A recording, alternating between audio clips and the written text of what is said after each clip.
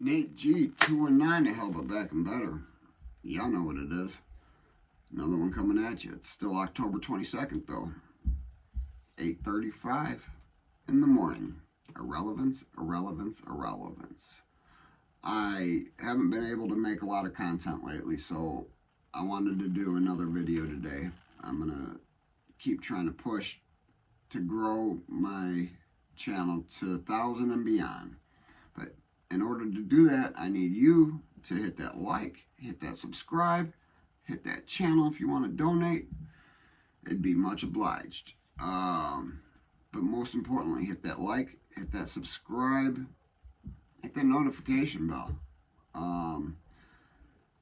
There's a lot of things going on in the world today, as you guys know. I'm not going to start singing the song. I know that sounded like I was, but I'm not going to. I promise my voice is not great. A lot of crazy things going on in the world. And even more so, there's a lot of crazier things going on inside the prison. It's just not all over Fox News or NBC, so nobody knows about it. I'm going to tell you a story about a guy called Grimace. Now, Grimace, as you guys know,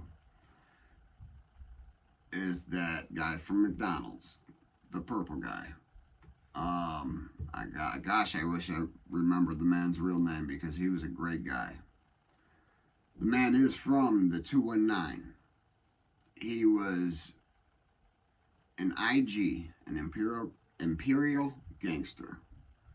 They're Latin folks. They ride with the GDs.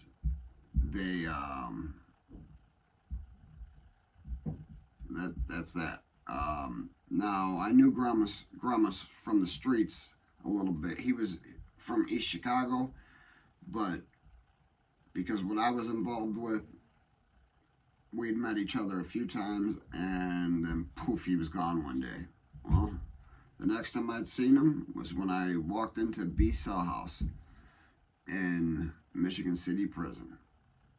Now, Grimace had caught a murder. He got a 30-year sentence, only to having to serve 15 of it. And he was doing great. Like, he never was having conduct reports while I'd seen him, and everything. He was real positive. He knew who I was. He knew I wasn't on rotation, and he still came down and gave me a care package because I'd been in the hole for a year, so I didn't have a whole lot. I was on a lot of restriction. You couldn't order a lot of different things, and I got psoriasis, and the stuff for psoriasis isn't really readily available inside prison. So the next best thing is Vaseline. While you're in segregation, you cannot get Vaseline because it'll get boiled and thrown on a guard or another inmate. One or the other, doesn't matter. They don't let you get it. Hair conditioner, they won't even let you get spicy foods because of the spice packs.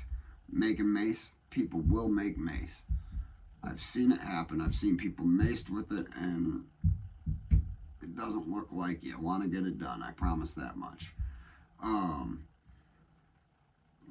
Well, Grimace, so I want to say he's 10 years in at this point. He'd been gone maybe 12 years. He only had a few left. So somebody robs Grimace while we're at recreation one day. Somebody, not everybody has to go. Somebody robbed him and then checked in. So figured out who robbed him, and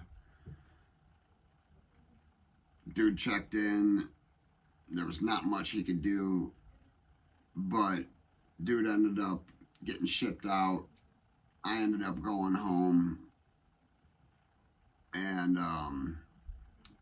come what year? 2017. I'm On my way back to prison, I hit RDC. Instead of jumping on the bus to go downstate, they walked me across the fence to the neighboring prison called IYC. I go out to rec, my first rec day out. I hear, "Hey, you're White." By the way, my last name is White. For those that don't know, I'm not gonna hide it. Y'all can look me up, Nathan White. There you go.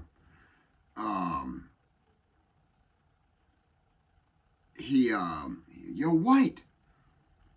And I walk over, I'm surprised to see him. And he's like, "Yeah, man, I only got 3 months left." And I see his eyes look up. And he goes, hey. I come a little closer. He goes, "You remember that dude that robbed me and checked in?" I said, yeah, I remember who it was. Like, because, Grimace was full support of me. I'm definitely going to watch and help you hang out, because he was also no longer into the gangbanging shit. He was opposed to it. He was against it. But he was also not for letting somebody slide. Now, just because he was done with the gangster shit didn't mean he didn't have a gangster pull. And he used that gangster pull. Well, let's just call dude Tony. Tony's making laps. He's like, all right, he's walking back up. Tell me if that looked like him. I looked over, and I didn't even have to take a full second glance. Yep, that's him. That's him. You could tell because of the color of his eyes. They were like, he was a black dude with it almost looked like he was going blind, but he wasn't. It was just, that's how bright colored his eyes were. It was almost scary looking. Looked like he had white contacts in. But, so we just kept bullshitting. Tony didn't even realize that was Grimace. Grimace had put some twists in his hair, and so later that night, Tony happened to be in the same dorm as me. I didn't realize it. The dorm I was in was A&O, arrival and outtake. It's the first place you go to get classified inside the prison. First you go to a classification prison, then they send you to a prison that classifies you to which dorm or cell you're going to go to. And this prison is a level 2. Yeah, I think I've heard of maybe going to a level 3, but there's even people serving life there because that's the only place in Indiana that has a great medical unit. So, like Terry Sturgis, the piece of crap that beat his son to death, he's there. There's a few other people serving life because of medical reasons that are in that prison. But later that night, lights out, and then you start hearing the crack, crack, crack, crack, crack. Well, Tony got. Tony is now in a wheelchair. Well, he was when I left. And it was like 3 weeks later, he finally came back. He was life-lighted out. So that good enough hospital wasn't good enough for this. And I'll tell you one thing, he wasn't hit with the Michigan City lock. He was hit with the standard prison lock, which most know will take a lot of force to kill somebody with. Tony didn't die, but from the look on Tony's face, he wished he would have. And nothing ever happened to anybody over it. We were locked down for a couple weeks. Nobody told on anybody. I mean, especially in that situation. Gangsters ran the camp. Nobody's telling on gangsters for anything. If they were, they're either getting dealt with or I mean, there was going to be big problems. I'm not saying there was no telling going on, because there was a lot of telling going on. But in that specific situation, nobody told on who did it. Everybody understood. Well, I heard later also that dude had been thought of stealing from other people in the dorm. And from what I understand, though, he is home. But, yeah, they started calling him can't get right, because he'll never get right again. But as far as Grimace, I just saw him last week, and man's doing great. Man's out of the game. Man's working at the mills. He's just doing phenomenal for himself. Grimace, if you see this, man, please hit me up. Give me a shout out. I'd love to put you on here, man. You saw some of the things I went through, and you know a lot of the same people that I've talked about in these videos. So please definitely hit me up, Grimace.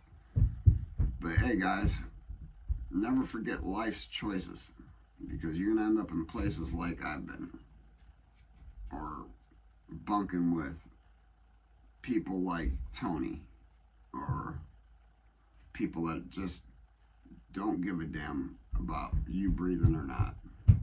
And if you breathing bothers them, they'll put a stop to what bothers them.